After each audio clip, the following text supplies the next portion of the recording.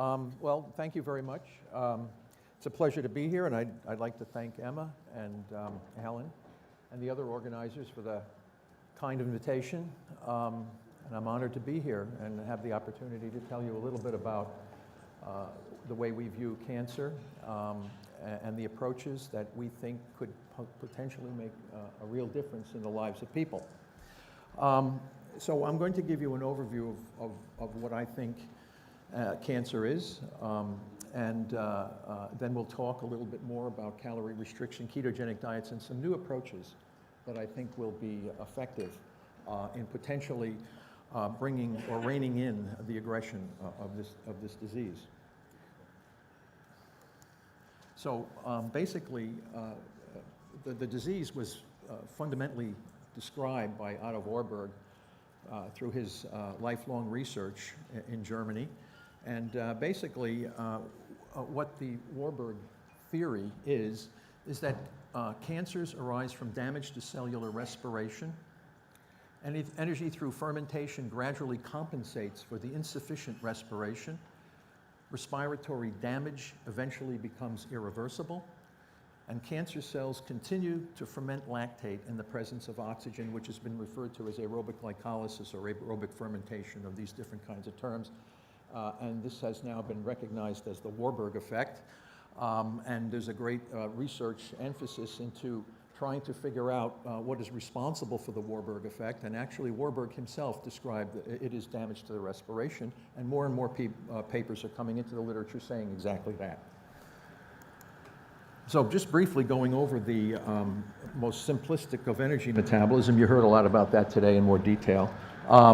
Basically, most of our energy comes through oxidative phosphorylation, about 90%.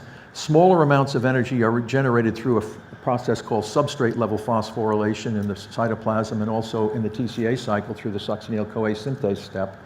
Now, what happens in cancer is that there is an insufficiency of respiration from any variety of things, and I'll discuss how this happens. But in order for the cell to remain functional and alive, the cell has to get energy from alternative sources, so fermentation processes can compensate for the deficiency in respiration. And this fermentation happens through the Embden-Meyerhof pathway in the cytoplasm using glucose as a fuel, or can actually be, glutamine can be fermented in the mitochondria through amino acid fermentation, especially under hypoxic conditions. So you can get anaplerotic effects of glutamine and energy effects of glutamine under certain kinds of conditions. So as Warburg said, cancer is a disease of respiration. So if you're going to look at respiration, you need to look at the mitochondria. And we saw this diagram the other day. It's kind of a generic, this is the bean-shaped orthodox model of the mitochondrion, electron micrograph. These stripes here that you can see, these are the cristae. They're the elaborations of the inner membrane of the mitochondria, and they contain the proteins of the electron transport chain that we heard about today. And they're held in position by a very interesting phospholipid called cardiolipin. And cardiolipin actually controls the function of the proteins in the electron transport chain. Now, here's a mitochondrion of glioblastoma multiforme, and you can see crystallysis. So the very structures that are needed to generate energy through respiration are themselves missing. And Pete Peterson at Johns Hopkins had done a remarkable review showing that all the different kinds of defects that you could find in cancer mitochondria, there are defects in the numbers, the structure, the function. There is no known tumor cell that has a completely functional respiration, especially if you look at all the different ways you can measure respiration. Now, knowing that, we, over the last several years, redefined cancer as a mitochondrial metabolic disease, a type of mitochondrial metabolic disease.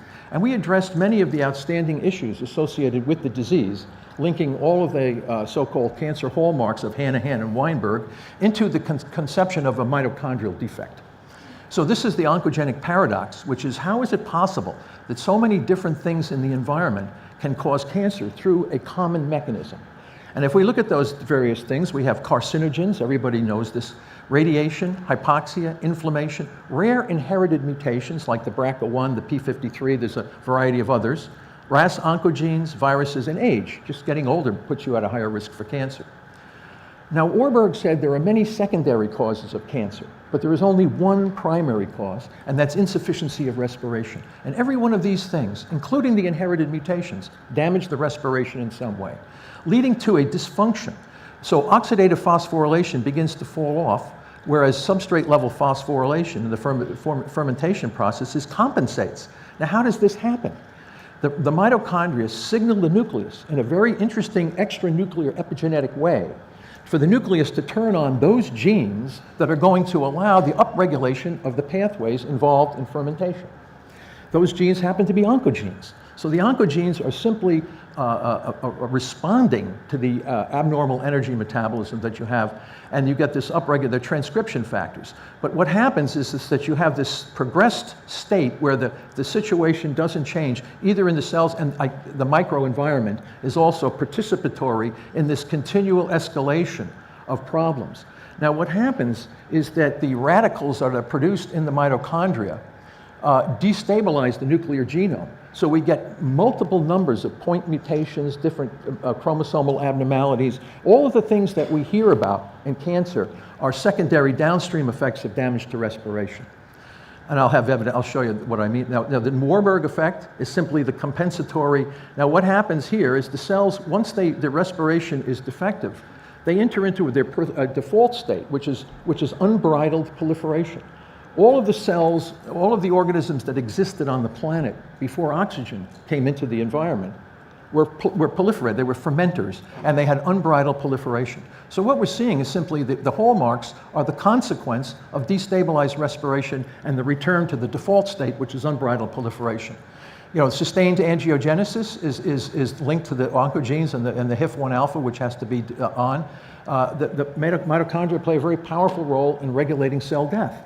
But if they're dysfunctional, they escape the apoptotic mechanism and they go on to survive. And I'm not going to have time to talk about what the really key issue here, which is metastasis, which involves a fusion of myeloid cells with neoplastic stem cells, and you can get this highly metastatic situation.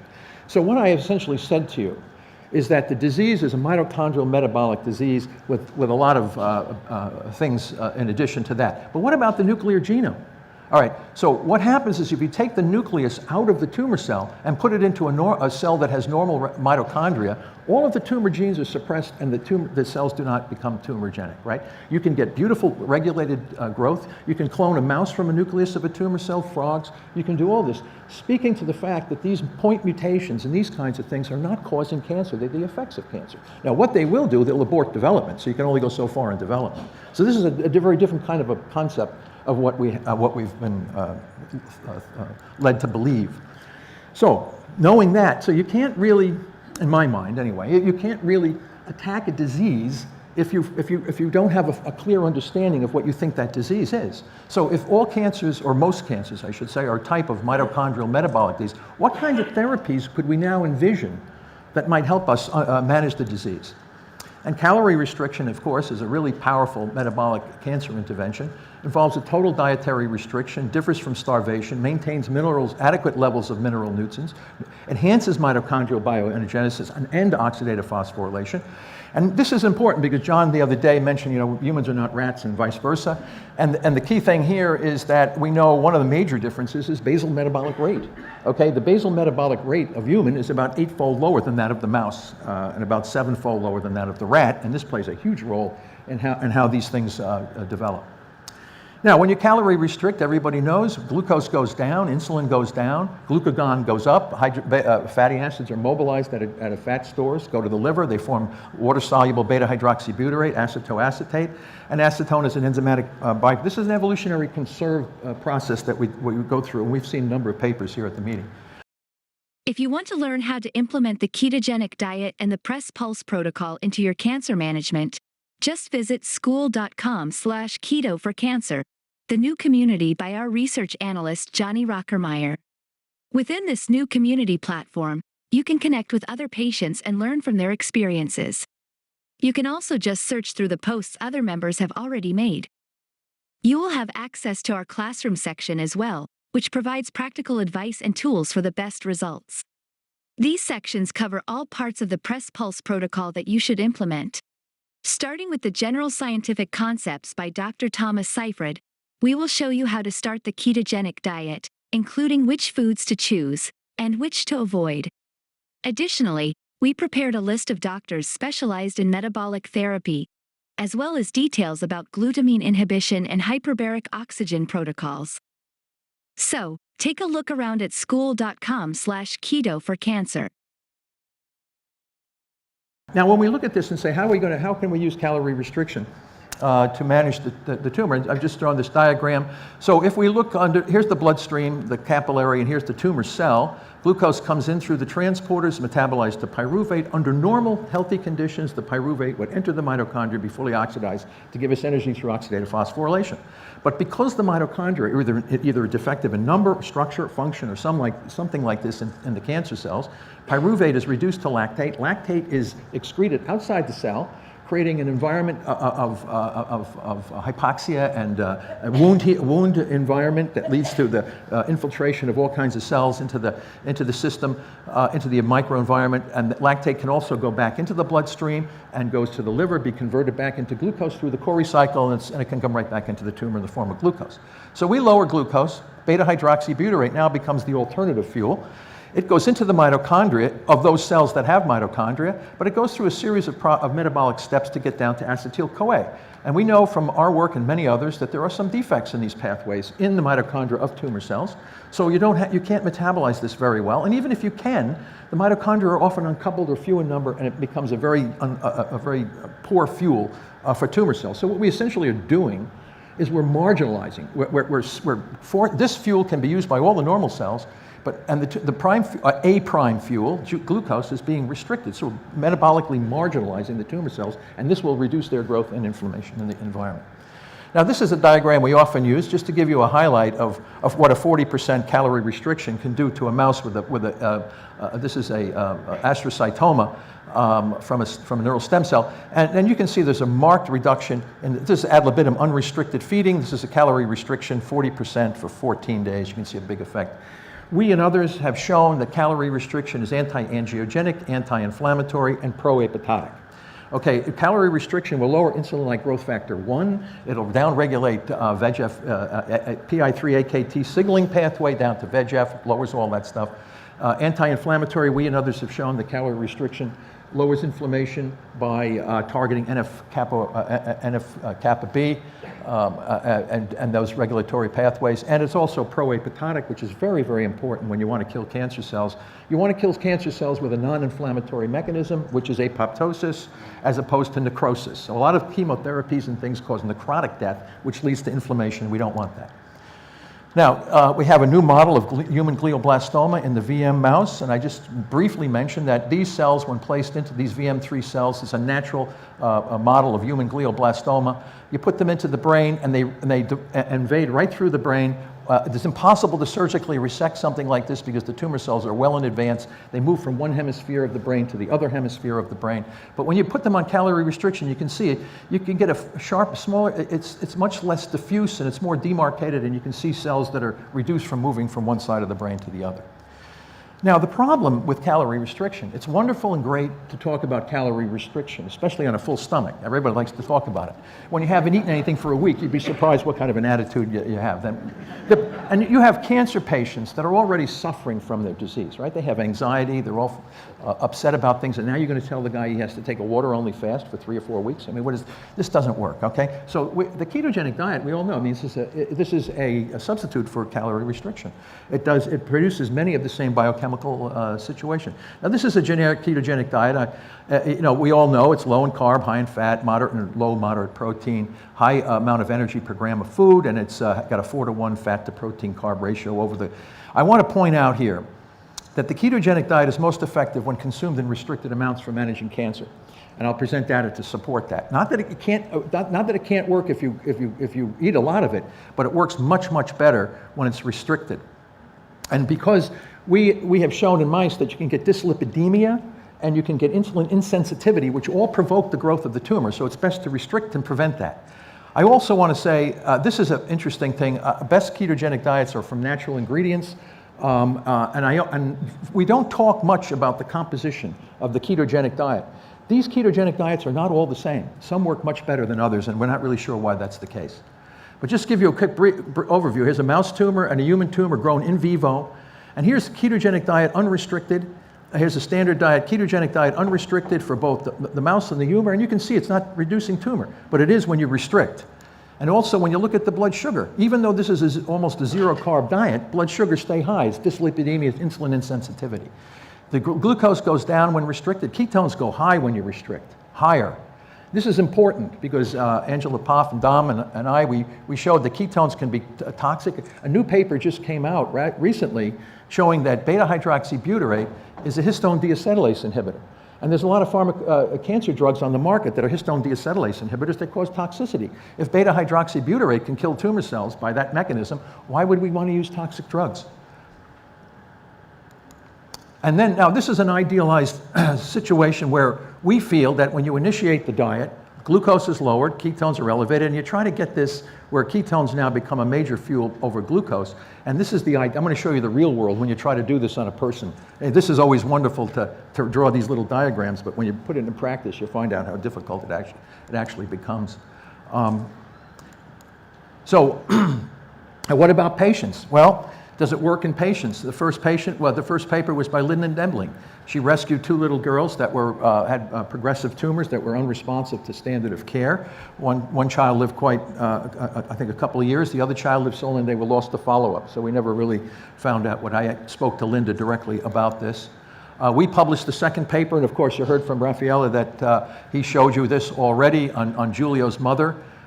His father actually passed away from a GBM 3 years earlier. Can you believe something like this? We've never heard of anything like this. Anyway, he showed you this multicentric GBM. Right after surgery, this person went into a 3-day water-only fast, segued into a very highly restricted ketogenic diet. And we were able to, as Raffaele and Angela have shown, that we have this reduction in glucose and elevation in ketones. And then we have this, now this is called radiological resolution. Very rarely do you see this with standard of care. Not that it cannot happen, but it's extremely rare that you would have no evidence of the tumor. This is called radiological resolution. Doesn't mean cure, right? Because what happened is this person, we had 2 more of these kinds of images over a period of months. Everyone thought this tumor was managed completely. The person was very healthy, swimming in the Mediterranean, doing all kinds of things.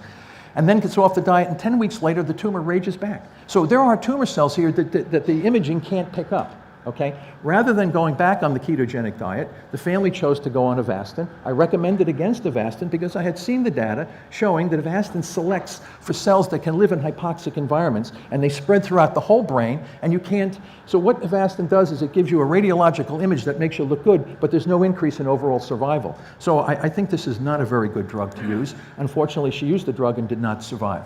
Not to say that she would have survived if she hadn't done this, but we just don't know. Now, this is a recent paper coming out of Johannes Rieger's lab in Germany. And what he concluded basically is the diet is safe, but doesn't have any therapeutic benefit. But you say, well, what happened? Well, look at, the glucose is the same. The diet doesn't work. I mean, I did the mouse study, I showed it doesn't work. He did the same thing in the human, it doesn't work.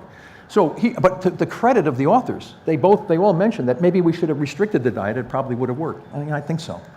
And I'll show you how. Now, the issue here, of course, is, what we're dealing with here is a problem, a major problem. And the problem, in my view, is the standard of care itself. So we went back and we said, what is the standard of care? What's going on here? How do they treat brain tumors?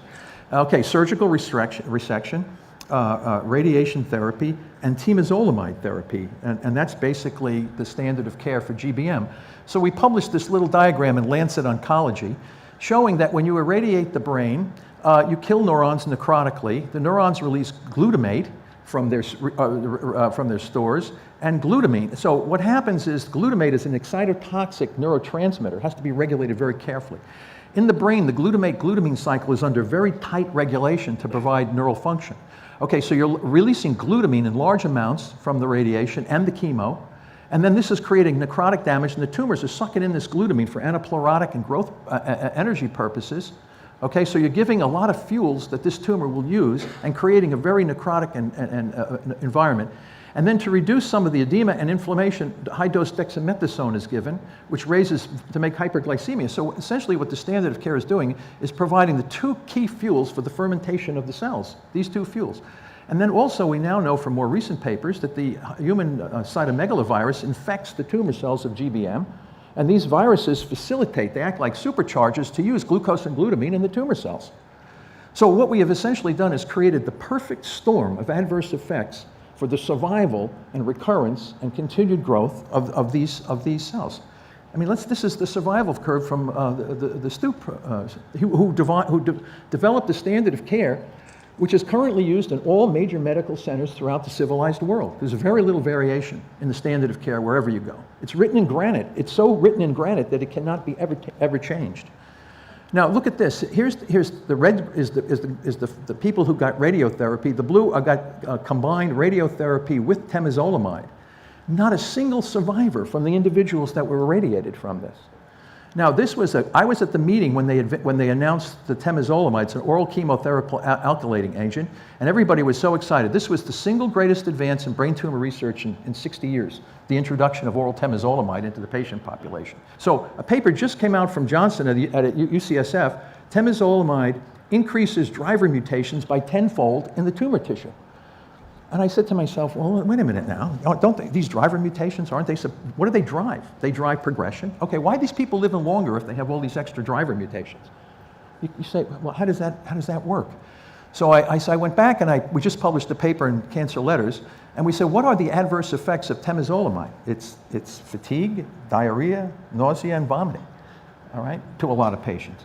Do you think these are all indirect calorie restrictions? Do you think this little thing might be calorie restriction that's responsible for it? Because there certainly can't be some genetic mechanism where they have driver mutation increase. Think about that for a minute. Now, I applaud Adrienne Scheck and what she's trying to do. She's trying to combine ketogenic diets with radiation. And I'm hopeful that she's going to be able to show that we can move this curve a little bit further. And this is what we have to look forward to. So and I want to share with you now another case report that's not yet published, but this is a person that myself and some oncologists have been following. An individual, a woman, 56 years old at the time of gait disturbance. They were treated for all kinds she was treated for all kinds of things, swimming lessons and all this, thinking it was something outside the brain. Then finally there was a diagnosis, inoperable diffuse infiltrative brainstem glioma. And that was in 11, so she's had the symptoms since 09. She initiated a natural ketogenic diet, also supplemented metformin, DCA, and curcumin. She had to stop DCA after a while because of the peripheral neuropathy issue that we heard about earlier. So she's basically on these two, maybe now a little bit of oxygen, but still pending. Then she went to these, every major medical center, 5 major medical centers, all recommending chemo and radiation. She refused everything. So this is a person who has had no surgery, no chemo, no radiation, just ketogenic diet. She's still going, the tumor grows, but it grows very, very slowly. Now, here's the reality of the situation. Blood sugar goes down, ketones go up. Now, she was very hesitant at first, and then here's what the real picture looks like in a single. So when you talk about clinical trials, when all these people are going to do all this kind of stuff, there's an enormous amount of data that you need to be involved with just from one person. So each one of these is the mean of 30 or more measurements using a Medisense glucose meter, ketone meter, and these are the averages of the month. So we have her over 2 years now monitoring. She's over 5 years after the symptom onset. Now here she was losing so much weight. I mean, this is a weight loss diet. We know this. In fact, Eric mentioned the other day, sometimes you have to get off the diet just to get back. So she's getting off the diet a little bit. You can see her numbers are getting screwed up there, but she's going back on it again. But she was at about 45 to 46 kilos, but she was doing very well. She was very healthy. She drove me around Nice last spring. I mean, she was quite good at driving through the French, villages and things. So, but in any event, the anxiety was, there was tremendous anxiety about, oh, my sugar's high today, my ketones are low, all this kind of stuff. So what we did is we developed the glucose ketone index, a simple tool to help manage cancer. What it is the ratio of glucose in millimolar, ketone in millimolar. You get the index. Therapeutic efficacy is considered best with the index approaching 1.0. Now, what my student and I did, we patented a formula that can be added to the glucose ketone meters in the form of a chip that you can simply push the button and get the index. As soon as you measure glucose and ketones, you push the button, you get a single number. This makes life a lot easier. And we went back and recalculated her data. And you can see that this is the period, the tumor is growing extremely slowly, and here she's getting off the diet a little bit. You can see going back on again. But you get this, now this makes patients a lot more comfortable. They're not freaking out all the time by having all these weird values going up and down, so it's a much more stable way. So we went back and looked at the Giulio's mother, and here her index was 37.5 at the beginning, 1.4 during radiological resolution. We went back and looked at our mice, and you can see he was at 15.2, and then the tumor was small at 3.7. And then we've now correlated the index. The lower the index, it seems to be associated. I think it will work with epilepsy. Anything where you use a ketogenic diet, where glucose and ketones are essential for the therapeutic management, we're going to get this kind of thing. Now, I don't think we're going to cure cancer by using a ketogenic diet. Now, there's some people that think that, oh, we're going to cure cancer using a ketogenic diet. I think, some people do really well. I don't think it's going to be the be-all to end-all. It'll help. Now, we're going to use the press-pulse paradigm. This is a concept from ecology that for mass extinction of organisms, you take a press and a pulse. It's a chronic situation combined with an acute situation for the mass extinction. Every cell in the tumor has mutations. Those mutations will be our allies, because as we change the metabolic environment of the whole organism, some tumor cells will survive under one condition, some on another condition, but we think no tumor cell will be able to survive on all of the conditions, that non-toxic drugs and hyperbaric oxygen, and this is only the beginning. There's so many other things. Here's an example of press pulse with 2-deoxyglucose and diet. So diet works, glucose had very little effect, put the two together, you got a press pulse synergy. Same with what we heard from Raphael and Dom, with Angela Boff and Dom D'Agostino. Our metastatic model, the cells metastasize throughout, and we can follow them by bioluminescence imaging. Here's hyperbaric oxygen by itself, ketogenic diet by itself, with a mildly restricted, and together they get synergy, press pulse. And here's an example from our own lab, unpublished, using the ketogenic diet, 18% body weight reduction. And 25% of cancer patients die from metastasis from some organ to the brain. And we're able to stop or significantly reduce metastasis from the brain. We have to cover the body because it's so bright into the brain. So preclinical and case report studies indicate that the restricted diet can be effective non-toxic metabolic therapy, and we think the effects can be enhanced when we combine drugs with oxygen in this press pulse scenario. Now, I just wanted to briefly, with the couple of minutes I have left, is it works really well on dogs, okay? So this is a large mast cell tumor on the nose. Here's the nose of the dog. Now, the woman looked at my YouTube videos and read some of our papers, and she said, she went to the vet. The vet says, surgery, radiation, chemo. What else is new? The dog will get very sick and may last only 7 months, he said to her, because this is a very deadly kind of a tumor. So she goes out and gets the chicken, raw chicken with the bone still in it, medium chain triglyceride oil, raw eggs, and cuts the calories by 40%. The dog lost 5 pounds. And this is just in a couple of months. You see where the tumor used to be. And now this is more recent. The dog is fine. He's running around doing great. So just from simply changing the diet, no drugs, nothing. So I also would like to bring your attention to our new thematic review series that I organized for the Journal of Lipid Research. And this emerging evidence for the therapeutic role of ketone bodies in neurological and neurodegenerative diseases, and we have several contributors here: John Rowe, Adrian Scheck, Susan Massimo, and we had Megumi Prinz, and we have a lot of discussion, and it brings together a lot of the things that we've been speaking about at these meetings, and outlining the mechanisms by which this would be effective.